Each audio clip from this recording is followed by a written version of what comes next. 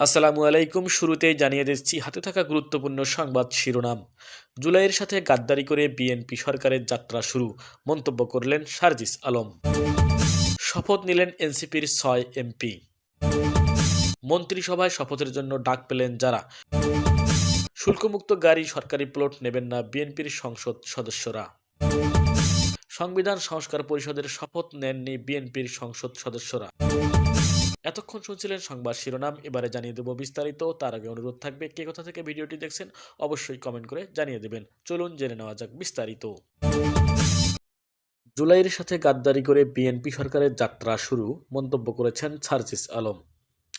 জুলাই সনদ ও অভ্যুত্থানের আকাঙ্ক্ষার সঙ্গে গাদ্দারি করে বিএনপি সরকারের যাত্রা শুরু হলো বলে মন্তব্য করেছেন জাতীয় নাগরিক পার্টির উত্তরাঞ্চলীয় মুখ্য সংগঠক সার্জিস আলম। মঙ্গলবার তিনি তার ভেরিফাইড ফেসবুক পাতায় দেওয়া এক পোস্টে একথা বলেন। উল্লেখ্য, ত্রয়োদশ জাতীয় সংসদ নির্বাচনে পঞ্চগড় ১ আসনে সার্জিস আলম হেরেছেন। মূলত সংসদ ভবনে বিএনপি নির্বাচিত সংসদ সদস্যদের শপথ অনুষ্ঠান শুরুর আগে দলীয় এমপিদের উদ্দেশ্যে বিএনপির স্থায়ী কমিটির সদস্য সালাউদ্দিন আহমেদ জানান, তারা আজ সংবিধান সংস্কার পরিষদের শপথ নিচ্ছেন না। সালাউদ্দিন আহমদ সাদা ও নীল রঙের দুটি ফরম হাতে নিয়ে বলেন, আমরা কেউ সংবিধান সংস্কার পরিষদের সদস্য নির্বাচিত হইনি এবং সংবিধানে এখনও এটা ধারণ করা হয়নি।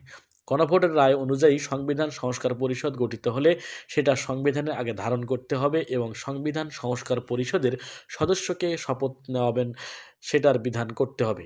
এমন ফরম সংবিধানের ৩য় তফসিলে আসবে। সেগুলো সাংবিধানিকভাবে সংসদে গৃহীত হওয়ার পর সংবিধান সংস্কার পরিষদের সদস্যদের শপথ নেওয়ার বিধান করা যাবে। আমরা সংবিধান মেনে এ পর্যন্ত চলেছি, আশা করি সামনের দিনেও চলব। উল্লেখ করে তিনি দলীয় সংসদদের উদ্দেশ্যে আরও বলেন, আমি মাননীয় চেয়ারম্যানের নির্দেশে ওনার উপস্থিতিতে আমাদের দলীয় সিদ্ধান্ত জানালাম।